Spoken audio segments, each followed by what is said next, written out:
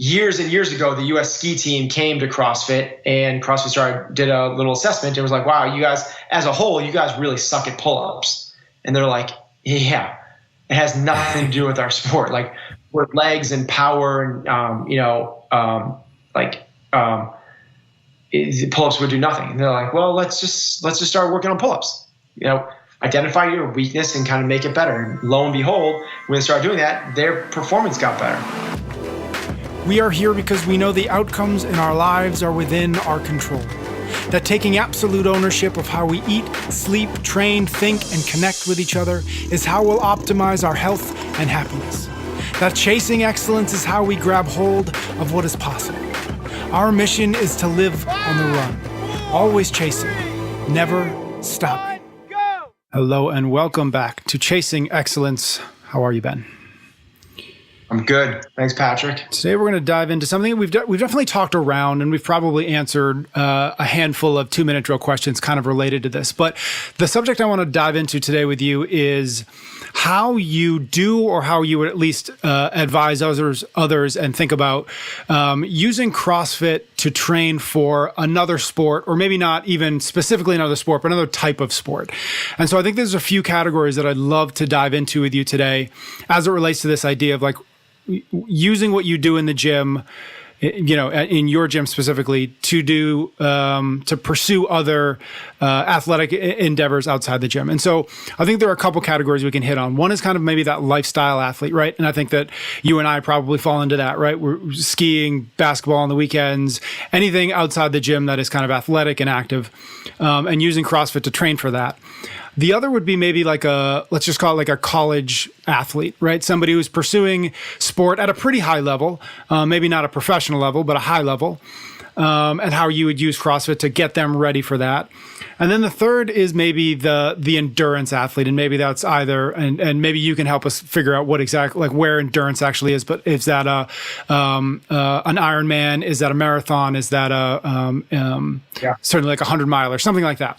And again, just kind of looking at these three categories of athletes and trying to figure out what you would do with them if they walked into the gym and said, okay, here's why I'm here. Here's kind of what I want to do with this. How do you use constantly varied functional movements at high intensity to make sure that they're actually pursuing that in an intelligent way? And so let's maybe start with the one that we've probably hit on a lot, which is that lifestyle athlete. How would you, if somebody came up to you and said, hey, Ben, every weekend I go backcountry skiing, and I want to use CrossFit, I want to use, this gym here to help me get better at that in whatever way they would define better. Where do you begin? What is that kind of programming? What does that program look like? Yeah, so to help us get the conversation started, it helps to understand what CrossFit is and why it exists, and what the end goal of it is. Mm-hmm. What we're really talking about here is strength and conditioning in the sports specific world. So what we found, and strangely enough, is that seems like really commonplace now, but rewind to the early 80s, and there was no strength and conditioning for professional athletes. They played their sport and they practiced their sport, and that was the end. Yeah. And it was only in like the mid 80s and certainly in the 90s when this kind of this wave of physical preparedness came about, and really like the size and scope of professional athletes really shifted, and the abilities of professional athletes shifted. And it's a lot to do with what we are doing and what we are trying to accomplish with our strength, quote unquote, strength and conditioning programs. Mm-hmm. What most strength and conditioning programs have done is they've done what the Globo gyms have done, which is they've begged, borrowed, and stealed from the bodybuilding world. Mm-hmm. And then from there, some of the more advanced have kind of morphed out of the strength world, and they're doing more of like squats and deads. And then the more advanced at that are pulling into the track and field world and working on speed and speed mechanics. And then the next is pulling into like the Olympic lifting world and really working on explosiveness. And this is kind of regardless of the pursuits that you kind of bucketed these things into, whether it's endurance, style, or call it like high-level team sports. If we were to kind of use CrossFit, which has at least at a minimum, shifted the paradigm in the way that we could train athletes for these sports. At minimum, it's thrown a wrench into it, right? Which is kind of like, maybe there is a different way of doing this. And what all these other pursuits have done is kind of worked at the edges of what we do. Everyone does in the global gym as well, which is like, let's make sure we are getting strong. And when you're getting strong, there's no cardiovascular response. There's no stamina response. And then when we are working on our cardiovascular, there's no strength response. But what happens is when you get into the real world or into the athletic environment, in most cases, you need to be able to combine those things. Mm-hmm. You need to be able to be strong while fatigued. You need to have endurance while and still be able to move loads. So think of like most team sports. This kind of like rings true, whether it's kind of the higher power output of football, whether it's something in the middle like wrestling or hockey, or something at the other end like soccer or lacrosse. All of those require what we are trying to accomplish in the GPP, general physical preparedness world of CrossFit. So that's why CrossFit has come to play. What we've seen is the number one most lacking characteristic of athletes across all fields is general physical preparedness, is basically fitness. There are elite and specialist and world-class, amazing, talented athletes that still don't have the base of the athletic pyramid. They still don't have the foundational general physical preparedness. They still don't have that fitness, which is work capacity. It is literally the bucket, not literally. It is figuratively the bucket. I love when people say literally. It's like, I literally pooped my pants. Like, what? You're pooping your pants right now? No. Like, I literally pooped my pants. Like, I just fell into that trap. But figuratively speaking, it is the proverbial bucket, right? And you are trying, the bigger your bucket is, the more skills and drills and talents and techniques and ability you can pour into that. The bucket is determined by your work capacity, how much work you can get done before you're fatigued. So that's what we're trying to do with what our CrossFit programming. So that's a long precursor, a long disclaimer before we got into the specifics of these different classifications. Yep. So let's take that first one that you just listed, which is that the weekend warrior, the soccer moms and dads that are trying to be active and fit and be able to coach soccer during the week and be able to ski from the first chair to the last chair on the weekends. And their buddies invite them for a 15-mile hike, overnight camping trip. And they're like, yep, I'm ready to go. They don't need to train for it. They can jump in the 5K. They're kind of like fit to do anything. These type of athletes should do CrossFit the way most people are doing it, which is just basically straight up CrossFit. What you're going to do is do CrossFit 4, 5, or 6 times a week, and you're not going to do it much different than what everyone's kind of just like picturing as CrossFit. This is what CrossFit was really created for. The other one I would throw into this is like physically demanding professions. So firefighters, first responders, landscapers, lifeguards. Like, this is those type of people that CrossFit is, first, like elite special forces. Just do CrossFit the way it's set up. Constantly varied, functional movements performed at relatively high intensity. You don't need to geek out about any sport specific stuff. You're not, besides the people that are like the elite special forces people, but this is what it was created for. The moms and dads and those people are not making their money by performing. What you want to do is just increase this capacity. And that's what CrossFit does so well. It works on your weaknesses. It exposes you to new things. It's broad, general, and inclusive. You don't need to kind of get geeked out about the specifics of what you're doing. Instead, just one day it might be the 4-minute grace. The next day it might be the 40-minute Murph. Some days it might be the body weight. Some days it might be the cardio. Some days it might be the weightlifting. Most days it's the combination of all 3 of those things. That's all we're looking to do. Is you don't need to shake it up that much. Now, from there, everything does become individualized. So you have to figure out what works best for you. And is that a 3-on, 1-off protocol? Train 3 days, take a day off? Or is it kind of what most people are falling into now, which is like 3 days on, 1 day off, maybe 2 days on, 1 day off? I'll say that I am neither of those things. I go 6 days on, 1 day active recovery, swim, light jog, yoga, something like that. And I've done that for 3, 4, 5 years. I just don't go balls to the walls when I'm in the gym. I just kind of like always kind of like work out hard enough that I feel like I'm making changes, but you don't need to kind of go gas pedal and then lie in a puddle of your own fluids, be gasping for air and questioning your life. That's not what you need to do to kind of get to where you want to go. So it's a long roundabout way to say that these lifestyle athletes, these weekend warriors, should just basically be doing CrossFit as it was originally prescribed, because that's what it was created for. Mm-hmm. CrossFit actually was started for just kind of this broad, general, inclusive fitness before it was even a sport, before it was a training program for elite athletes. The first populations that latched onto it were the special forces. It was the Navy SEALs. It was the SWAT teams. It was the Green Berets. It was the firefighters. And like by firefighters, it's like the competitive, like elite firefighters that actually compete in those competitions. So it's a great program for those people. Yeah. And just do it straight up. Yeah. Where is there the balance or the line between like an individual who is still in this category, but maybe does it 3 or 4 times a week, whatever that thing might be. Maybe it's 3-on-3 basketball, 2 or 3 nights a week with his friends.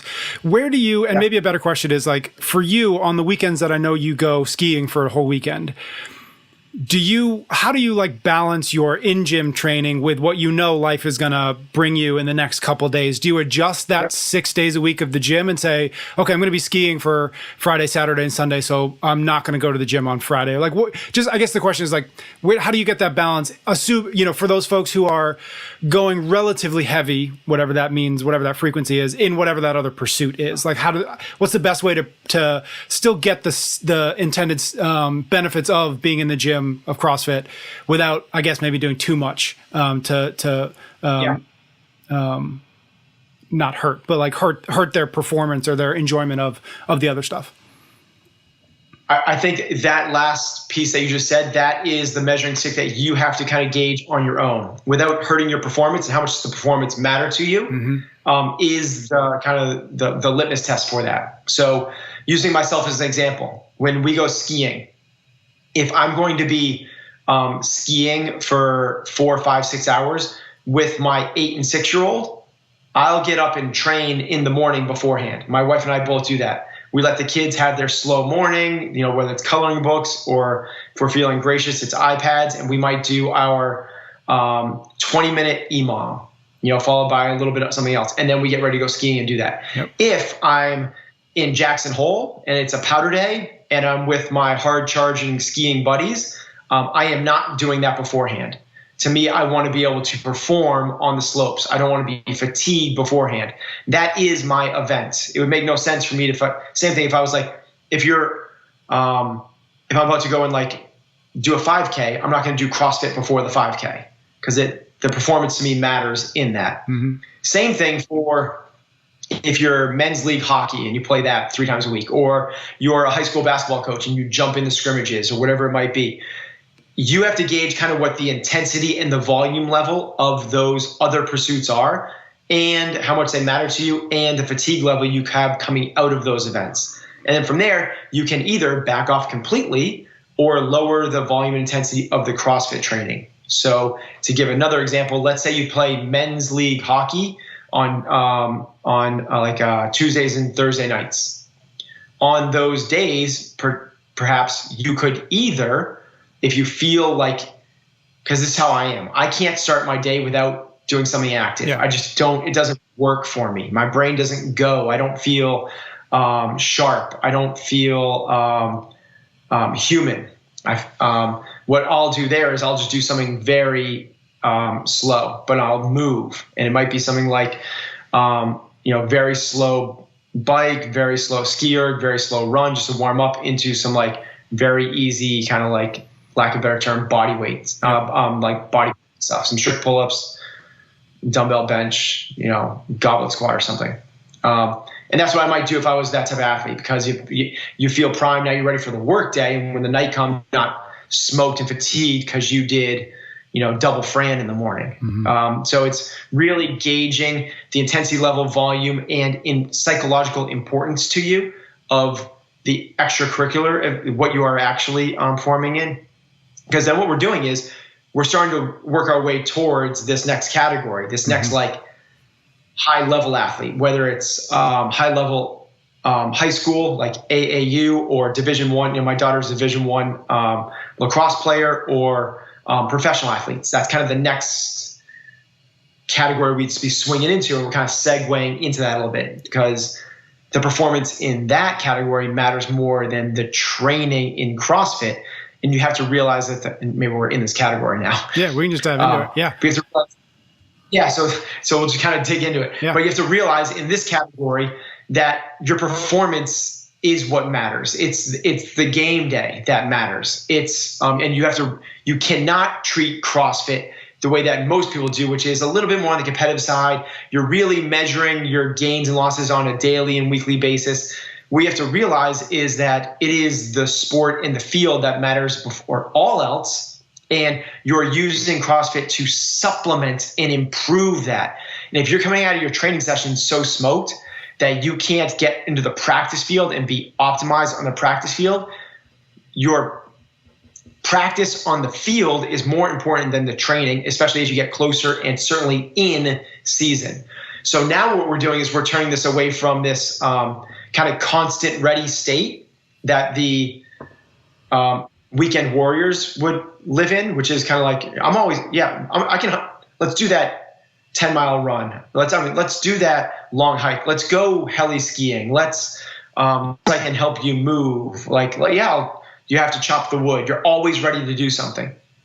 These other athletes, now you have a periodized approach, which is, call it 4 different quarters of the year, if you want to call it that. And depending on the length of the season, that matters. But let's say there's one which is your competitive season, that you're in it, and the games are really, really matter a lot. In that case, you're only going to be training probably 2, 3, or 4 times a week. The volume is going to come down substantially. Potentially, the intensity is going to come down. And what you're really trying to do is to stay primed and ready. And it should be something that gives you a competitive advantage, not something that hinders your performance at all. Mm-hmm. And it's hard because CrossFit's addictive and people love it, and particularly competitive athletes. So they can get into this thing and see it like it almost becomes its own sport unto itself. And that can become detrimental. What you want to do is pick out some really potent things that are going to move the needle for you, but not cause excessive the words that go through my mind is fatigue, soreness, but the words really necessitate longer recovery periods. Got it. In that training season, and whether it's a quarter or whatever it is, you want to put your hardest training session the farthest away from your competitive event. So most athletes, let's say it's a football player because it's easy. If you're a college football player, you're playing on Saturdays. You use Sunday to recover. Monday or Tuesday would be the hardest training session. You might get in the gym the next day as well, and it might be fairly easy movement type stuff. And then the next day might be a break, or maybe one other throughout the week, and then you're allowing yourself a couple days to recover and get peaked. You are almost in this constant state of get a stimulus, recover, taper, perform. Mm-hmm. Get a stimulus, taper, recover, perform.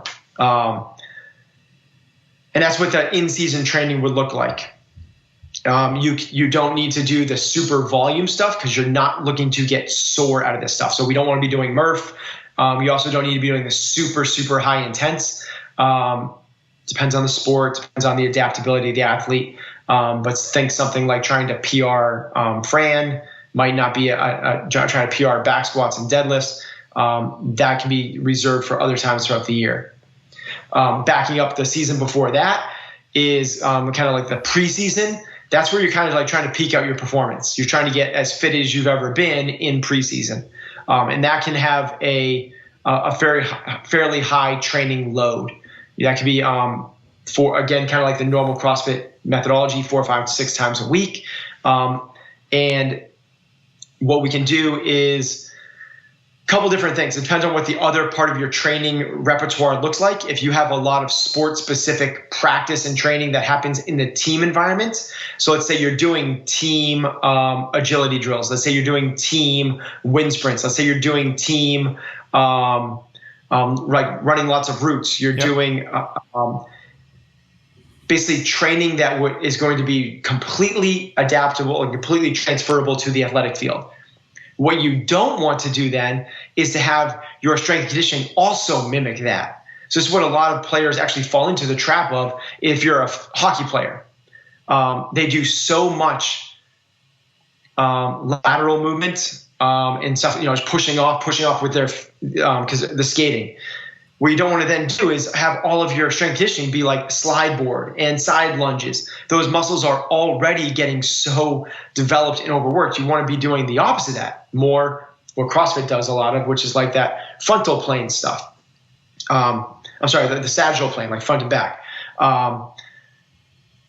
Because that's the muscles that then are probably more underdeveloped. It becomes a better hedge against injury and overuse injuries, and it actually will improve your performance even more. There's good stories about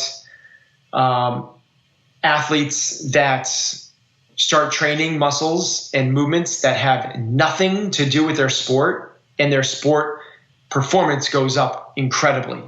So years and years ago, the U.S. ski team came to CrossFit, and CrossFit did a little assessment and was like, wow, you guys, as a whole, you guys really suck at pull-ups. And they're like, yeah, it has nothing to do with our sport. Like, we're legs and power and, pull-ups would do nothing. And they're like, well, let's just start working on pull-ups. Identify your weakness and kind of make it better. And lo and behold, when they started doing that, their performance got better. Kayaking is actually an Olympic sport. Kayakers, kind of the opposite. No mystery that they have really kind of underdeveloped lower bodies. Mm-hmm. And when they start training their lower bodies, what ends up happening is their pulls get stronger. Well, your body is one full unit. So when you think about that, let's take the kayaker. As you start to train your lower body and your lower body gets more formidable, more functional, what then allows you to do more with now you can press more, now you can jerk more. So if you can now do those more, your upper body is better. Well, if you can do those better, now you can pull more because you're more balanced. Well, there we go. Like, instead of just continue to work on the pull and the pull and the pull of kayaking, you actually go to the opposite things, black box, it doesn't match. Like, start to work on the things, the weakness, and the strength can actually get stronger. Now, the one caveat to that is, you can't geek out so much about the weaknesses that it actually hurts your strengths. People become Division I athletes and they become world-class or professional athletes because of their strengths. So let's take an offensive lineman in the NFL, and let's say this offensive lineman has the best hands in the world. So it's really important for offensive linemen to have really quick hands. It's almost like a boxer. You got to be able to keep the guy off of you, put him out in arm's length and constantly keep him out there. And that's why some offensive linemen do like boxing and stuff like that, or jiu-jitsu or judo or something. It's really important to have these really, really fast hands. And you do an assessment of the athlete. You find out, wow, your lower body power really sucks. So you work with that athlete the whole off season, ignore their strengths, their hands, and just work on their lower body endurance, their lower body strength and power. Deads, cleans, thrusters, broad jumps, explosive plyo jumps, plyometrics, really kind of, and what you'll find is that if you train it, it will get better. And they go from this really below average to average. But also, if you completely ignore the strength, the thing that got them to be a pro, that falls. And now they went from world class to average. And now what you have is somebody that's average across the board and they've lost their starting position, potentially out of the league. You have to geek out. You have to find people's strengths in those things and make sure that they stay there, because that's what makes them special. Jerry Rice was his conditioning. He wasn't the fastest guy. So if you go, Jerry, you're like, let's step off from the conditioning. You're the best conditioning guy in the world. Let's not geek out about your conditioning. Let's just get you faster. Let's focus on your 40-yard dash. So do that for 2 years. He has maybe you get him to a slightly above 40-yard dash, but his conditioning suffers. And now he's not Jerry Rice anymore. The thing with Jerry was like, he could outlast anybody. You could run 40s all day long and the DBs couldn't keep up with him. So when we get into this more sport specific, particularly for the team sports at the collegiate and professional level, it becomes more of a periodized approach of the year comes into play, making sure that you're not over or under working the sport specific muscles.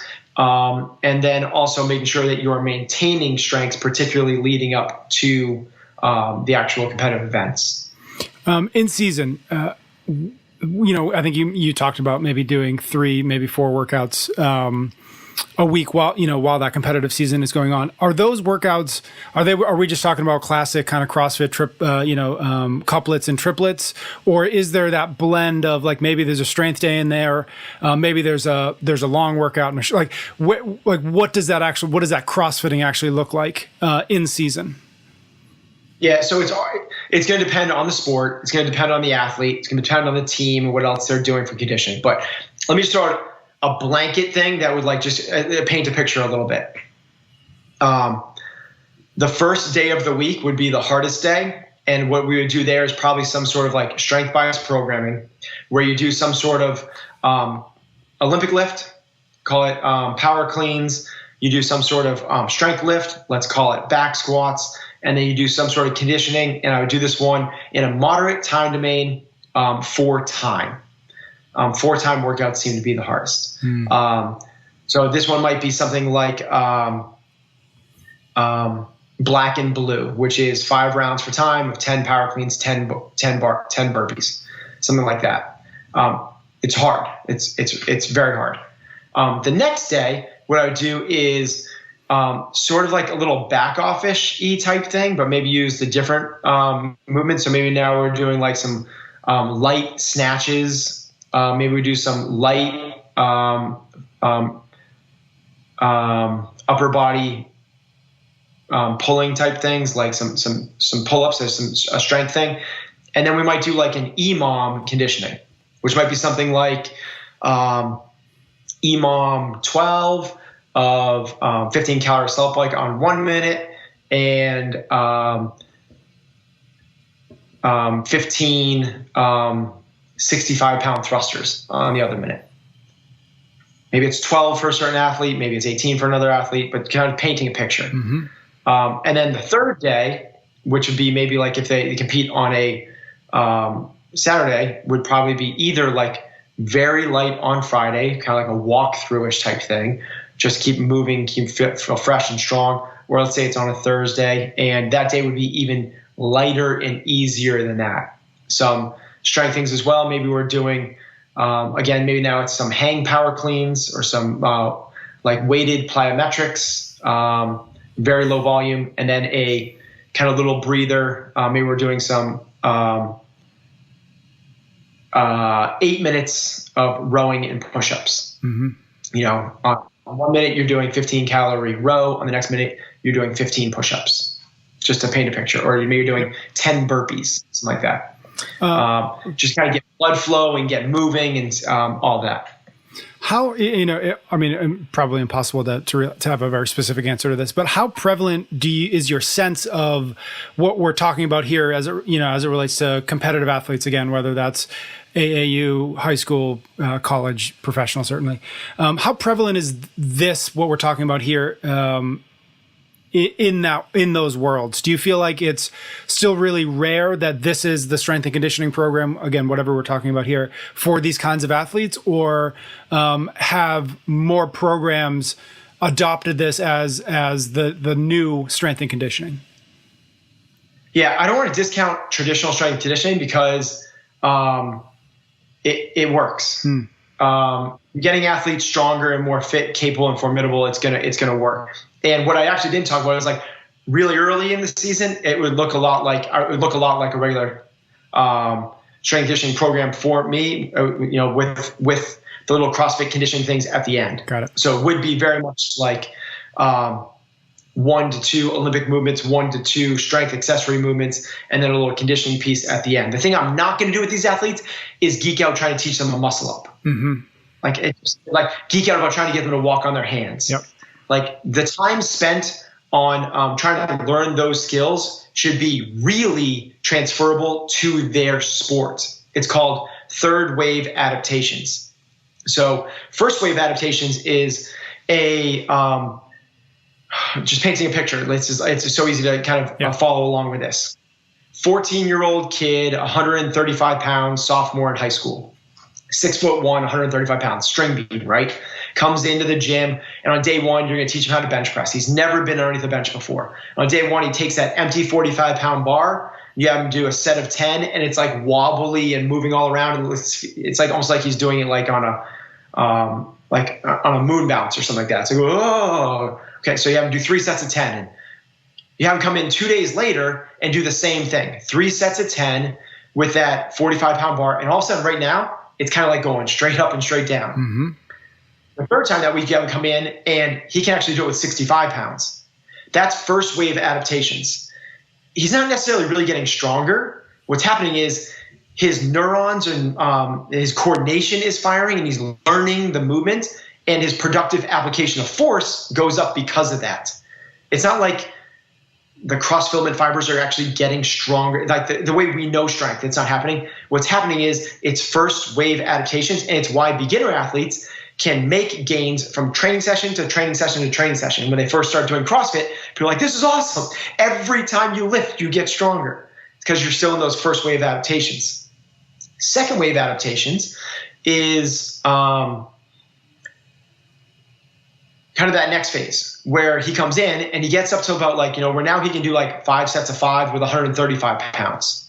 And everyone knows kind of that next little place. The gains happen slower, but they're still happening.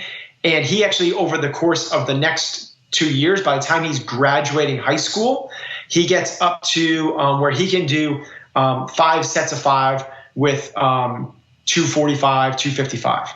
That middle string is second wave adaptations. Those second wave adaptations are transferable to other sports, to other life activities. That's what CrossFit's all about. That's what we should be pursuing. Now, what happens is some people get into, let's say this kid is loves weightlifting, actually more than he loves football or something like that. When he gets up to that 5 times 5 at 255, he's a better football player for sure. But let's say he gets up to where he wants to now geek out about bench pressing. And now he's training with bench shirts. He's doing triple, double, and single board presses. He's doing the accessory work to work on the lockout. He's figuring out how to externally rotate the bar on the way down and spread the bar on the way up. He's figuring out how to dig his feet into the ground. And he gets up from let's say his 1 rep max when he was a senior in high school doing the 5 was 315. And he goes from 315 to 385 dead. Bench press. That may or may not make him a better football player, believe it or not, because it's so specific to what he's to the bench press. Yep. That's third wave adaptations. For our high school and for our performing athletes in other sports, we don't want to spend the time on those third wave adaptations. It's not going to be transferable. It's like rowing and really geeking out with the rowing technique. Like if a guy has moderate technique, if you're training, let's say, Olympic lifters or football players or wrestlers, and they have good enough technique on the row that no one in the class is going whoa, look at that ugly stuff. Your coaches could probably find 2 or 3 things to kind of tweak. That's about where you need to stop with the technique stuff with those guys, because you getting that other athlete from a 648 2K to a 6:35 2K, those 13 seconds, is basically going to be all third wave adaptations. They're better served somewhere else. Mm-hmm. It's kind of like, blanking on his name, Jalen Hurts. Jalen Hurts for Alabama football. He transferred, but when he came to Alabama, he's super strong. He's a quarterback, and he had I'm making up these numbers, but I'm going to be somewhere close. He had something like a 500-pound bench press. He had a 700 or 800-pound deadlift and like a 700 or 800-pound back squat. The strength coach said, I never want to see you in the weight room again. Like, you spending time in the weight room for what you're doing, you're wasting your time. Go spend it on something else. Now, even if we talk about those like strengths and weaknesses, even if he slides all the way back to where he's bench pressing 440 pounds, he loses 20% on that number. Let's say he loses 20% across the board. He still is exceeding the capacities of what the sport needs relative to the other strengths and weaknesses which he has. So there's a lot that comes into play in terms of what you do to work with those athletes and how much time you're spending doing certain stuff. Mm-hmm. Mm-hmm. Back to the question, the original question that kind of spawned that, which was spot on to hit. But do you get the sense that this kind of training, again, even if it's a blended strength and conditioning kind of into a CrossFit-like program, do you get the sense that that's happening a lot these days? Right. Is it like coming but not here yet? Like, just what's your sense of that? Yeah. Okay. So I think it's here, but most strength and conditioning coaches in the collegiate professional level are not calling it CrossFit. Yep. Because but I mean, there's no one's denying that combining these movements creates a super high level of fitness and functionality and physical dominance, honestly. Mm-hmm. So I think what's happening is, and I think the majority of programs are sticking to what they've been doing for a long time and interweaving this stuff in where possible. So it's taking over some of the conditioning pieces that used to be in place. Because frankly, like when I was doing personal training before I found CrossFit, I was doing this type of stuff with athletes, just not as elegantly. Yep. Right? It wasn't as good. So I would do things like this is back in like the early 2000s before I found CrossFit. I knew the power of like getting athletes to work hard. So what I would do is I would work at a Globo gym and I would have like a little leaderboard on my clipboard and say like Mary H, and it would have like and then under Mary would be like Paul F, and then it would be like Jim S, and then all my clients, I had like 35 clients, and there'd be like 10-minute stair test. Mm-hmm. And we go on like in the Globo gym, that's the rolling stairs that would come down that machine. Yep. And I'd see who could climb the most flights of stairs in 10 minutes. And I would rank them and kind of go through this. And it's like, here's your score. Here's what, and then all of a sudden, like, then I would do like, we go in behind the building and we'd run up and down this hill back there and do push-ups in between. And I timed them. So I was doing it, but it's not as good as the way CrossFit does it. So I think that what a lot of the strength and conditioning coaches are doing now is probably sticking to a lot of stuff that has got them hired, honestly. Yep. I can get people strong. I can get people fast. I can get people quicker. I can get people to be less injured. So they're sticking with their strengths, which they should. And we're incorporating this stuff at the fringes. Got it. Okay. Let's move into this third category, this endurance athlete. And again, maybe the first thing to do is define what those pursuits are that you would consider that individual an endurance athlete. Is it as little as a 5K or like, where is the starting place for somebody who you would consider, okay, you're an endurance athlete and therefore I'm going to treat you a little bit different, or we're going to work together a little bit differently? Yeah, I would put a 5K as an endurance, but I would go all the way up into, like 10Ks and half marathons and sprint triathlon. I would even put like sprint triathlons because that's an hour-long event. Obviously all the way up into Ironman, ultras, and then you get to the extremes of like multi-day events, eco challenges, Yep. Alpining, climbing, and things like that, trekking. So that's what I would classify as endurance athletes. It's basically like they're mostly monostructural events, meaning that they are what most people classify as cardio, meaning swim, bike, run, walk, jog, or row, whatever it might be, that lasts over an hour. So that's what I would classify as an endurance event. Got it. Okay. So how would you take everything that we've been talking about as it relates to GPP, CrossFit? Where does the endurance efforts come in? How do you balance the needs of the endurance athlete with the needs of the lifestyle type athlete? Yep. So actually what I would do is I would kind of hybrid between the two that we've already discussed, which is like lifestyle and then this high level team type athlete. And the question that it then becomes, which you have to answer to kind of get into the weeds of this thing, is how important is this pursuit to you? That's actually the first question. So a member walks up to me and says, I'm training for a half Ironman. Can you help me with what should I do in terms of my CrossFit stuff to help me prepare for this half Ironman? I have a training program that I'm following for the swim, bike, run, but I'd like you to help me with how much and what I should be doing for the strength conditioning, the CrossFit side of this. My first question to them almost always is, how important is it to you how well you perform in this event?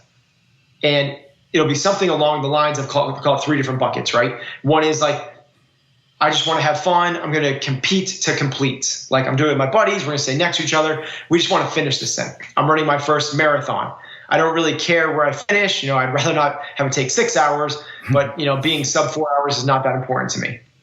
Then there's the second bucket, which is like, I'd really like to do well, but like, this isn't like going to make or break my year. But like my performance matters. And these are people that like, I'd really like to break the 4 hour mark. I'd really love to do a 3:30 marathon. I'd love to do an Ironman in under 12 hours, that type of stuff. I'd love to be in the top 10% in my age category, something like that.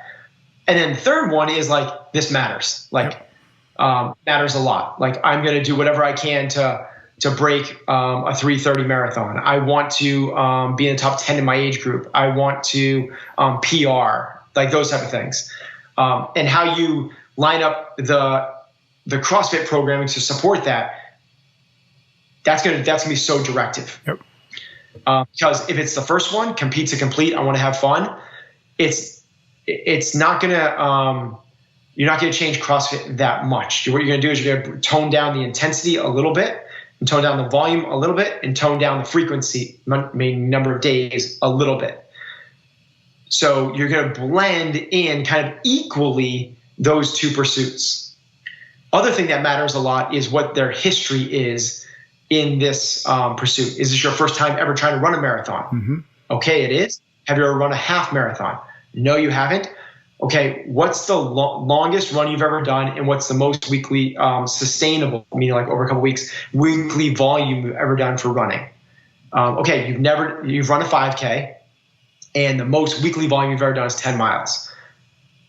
You want to run a marathon, I need you to ramp.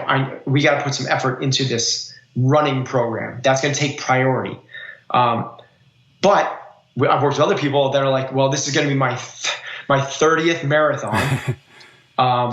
I've run consistently 40-mile weeks. And, the longest run I've done recently is I did 15 miles last Saturday. Like, okay, very, very different. You just want to compete to complete. You could probably go and do that now. Let's use a little more CrossFit to get you a little bit stronger overall, a little more healthy, prevent injuries a little bit, some wear and tear, and so on. That next kind of bucket, in terms of like it matters, but it's not going to make or break my year, is going to kind of fall somewhere in between. Same questions though about like, have you done this before? What's your volume now? And for these type of people, the running program is going to be, because they want the performance in the actual event matters. You want to make sure that none of the CrossFit stuff that they're doing is taking away from their running. Now, you might put in, I'm saying, like, if you're one of their coaches, you might put in more, and you should probably put in more CrossFit training than their program has. And because of that, you might take out or reduce the volume, take out a full training session a week. You might reduce the volume across the week, or you might take one workout every 2 weeks or something like that to allot for a little more volume. I think those athletes should probably be doing, so if the first bucket is I just want to compete to complete, they're probably doing CrossFit. And let's assume that they've already built up some volume in their sports-specific capacity. They're probably doing CrossFit 4 times a week. Mm-hmm. This middle bucket is probably doing CrossFit 3 to 4 times a week. And then the people that want to, this matters, it's everything that they have, are probably doing it 2 or 3 times a week as we get closer to the season, because they're putting in so much. Like, if you look at it like an elite 5K runner, they're running like 60 miles a week. That's for a 5K runner. So that's not even like an Ironman. So a 5K athlete will do about 60 miles a week to get, these people that are running 15-minute 5Ks will do about 60 miles a week. Break that down across, 6 days a week. They're running 10 miles a day. You don't want to like just overload them, because their bread and butter is their sport matters that much to them. Now, in the off season, we can do a lot more strength conditioning. What we want to be super cautious of, though, for these ultra endurance athletes is putting on too much muscle. Mm-hmm. CrossFit adds muscle. It does. It's phenomenal. That the neuroendocrine response that you get, meaning like your CNS, your nervous system built with the muscular system, creates this incredibly powerful hormonal response that like makes muscles grow and burn fat. That's why people look good that do the CrossFit. What we can do, though, is you can end up, if you do this thing 3, 4, 5 times a week and you're strength biasing it, 3, 4, 5. If you do it 4, 5, 6 times a week in the off season, you could put on 5, 6, 10 pounds on an athlete. Usually endurance athletes are hard gainers and it would be tough to do it, but you just have to be cautious of that, because let's take someone like David Goggins. Mm-hmm. You have him start doing like legit CrossFit the way our games athletes do it. He would pack on a ton of muscle and have a harder time going through his ultra endurance events. You just have to be aware of that. Last question, as we start to wrap up with this conversation, it might be a strange one, but from an athlete perspective, and maybe not the lifestyle athlete, but the other two that we've talked about, the competitive, the performative one, and the endurance athlete, is a CrossFit gym the right place for them? In other words, are they going to be able to get the kind of, I don't know if it's specificity or whatever that word is, to be able to do these things? Or are we talking about like, okay, you've got to find a coach who is willing to work with you and ask those questions that you asked. And if not, if a CrossFit gym maybe isn't the ideal place, do you think that is, looking forward into the future of CrossFit and CrossFit affiliates, is that something that more gyms should kind of pursue, the ability to be able to do better? Again, assuming that they can't currently, because most gyms, most of the time, are focused on GPP. Yeah, I think the CrossFit gym is absolutely a good place to do this, but it's going to come down to the relationship somebody has with the coach and their ego. So are you okay not doing exactly what the class is doing? Just take the class workout and morph it. The second part, so that's kind of the first part, is the relationship with the coach and your ego. The third one is personality. So what happens, sociologically, is a lot of these ultra endurance athletes are loners. They like to be by themselves. I mean, I was one for a long time. Yep. By yourself for 4, 5, 6 hours, get in your own headspace, and getting into a social environment while you're training could be an incredible boon, because it could help you so much, break the monotony, but it also is not the right thing for everybody. The other thing I'll say is, especially for these endurance athletes, is what the tendency is for their endurance athletes. So they want to jump into Murph. They want to jump into the 45-minute workouts. That's the opposite of what we want these athletes to be doing. They're getting so much of that in what they're actually already doing. We want these athletes to do things a little bit shorter time domain and work the opposite type of things. Because it doesn't make sense if you have a 10K run today over, let's call it like 6 1-mile repeats with a 3-minute rest in between. That's a normal training thing for an endurance athlete. You don't also want to be doing Murph that day. It's Yep. going to take away from it. What you should be doing is pretend maybe something like 4 or 5 rounds of 20-calorie row and 20 push jerks at a light to moderate weight. Mm-hmm. That would help the athlete out a lot. Because what we're trying to do is get the opposite stuff and kind of restore some muscular imbalances. These endurance athletes have so many muscular imbalances. Triathletes, and I was one of them. The kyphosis, the rounding of the shoulders from being in the arrow position for so long, the gnarliness of the hip flexors and the knees from the pounding of the road. What we want to do is kind of like get these athletes to get away from that stuff and get away from the long, slow distance stuff and get into some higher power strength stuff. Awesome. I think it's a good place to wrap up. Thank you, Ben. Thank you to everybody who listens. We will be back next week with another episode of Chasing Excellence. You can get every episode of Chasing Excellence wherever you listen to your podcasts or on YouTube. Until next time, thank you for listening.